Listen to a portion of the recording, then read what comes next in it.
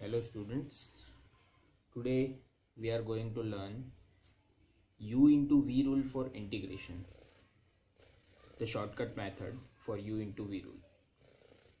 Like in integration, I'll first tell you the traditional formula for U into V rule, that integral U V with respect to x is U integral V minus derivative of U, integration of V, and integration of this term.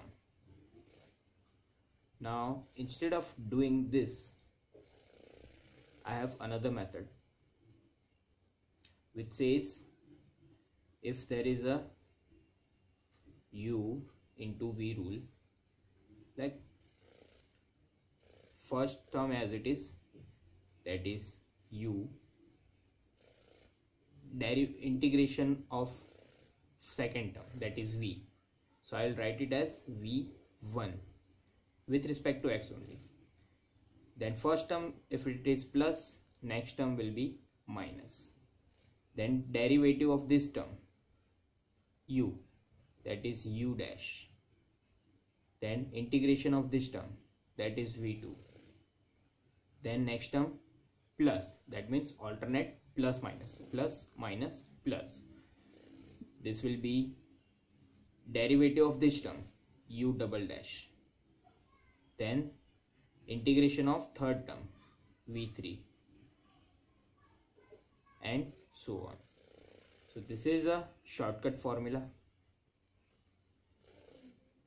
You can find any answer by this method within 15 to 20 seconds, max to max. This is traditional formula.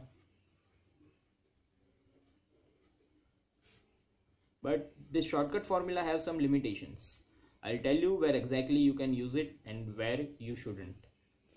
First, let us take an example for this to demonstrate this. Suppose there is a term x square into sin x. Okay. So, according to ILATE, or I can use LEATE. This is the priority which tells us what term should be taken as U, what term should be taken as V. I stands for inverse, logarithmic, algebraic, trigonometric, exponential.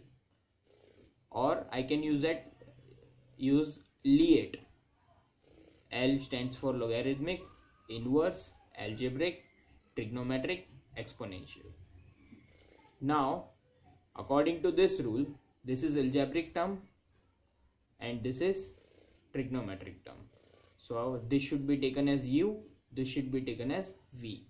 Now according to our formula, U, first as it is, integration of sin x.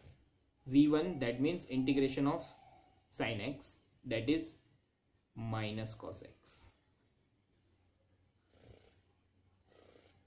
Minus derivative of this term 2x into integration of this term minus sin x. Then plus derivative of this term 2, integration of this term plus cos x. Got it? Minus derivative of this term is 0. So next term is not possible. So this is my answer. Minus x square cos x minus 2x sin x, minus minus becomes plus, plus 2 cos x plus c. Now let us check with this traditional formula. Suppose there is a formula, I am applying this formula to this the same sum, x square sin x dx. That will be U as it is, x square integration sin x minus integration of derivative of 2x, derivative of x square, that is 2x, into integration of sin x dx, and derivative of this x square, integration of sin x is minus cos x, minus 2 comes out, x into sin x, derivative of sin x is again minus cos x dx. Now I have to apply u into v rule here again, minus x square cos x plus 2 in bracket x as it is, integration of cos x dx, minus derivative of x is 1, so doesn't matter, cos x dx, minus x square cos x plus 2 x, integration of cos x is minus sin x, minus integration of cos x will give me, sorry, this is plus sin x, integration of cos x will give me sin x dx. So minus x square cos x plus 2 x sin x, minus this is plus sin x, derivative of sin x will be minus cos x, so minus minus becomes plus, plus c. So now multiply these two with these two terms, minus x square cos x plus 2x sin x plus 2 cos x plus c. See, you can check the answer, this one and this one, both are same. So now limitations, I'll tell you about limitations, where you can use it, where you cannot. Limitation is that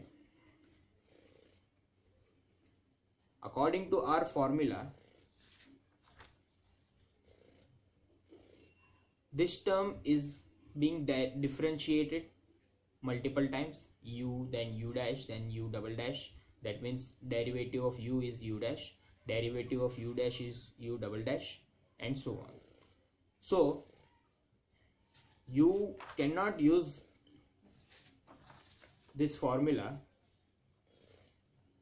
when the derivative of upcoming terms is not going to be 0, where derivative of upcoming terms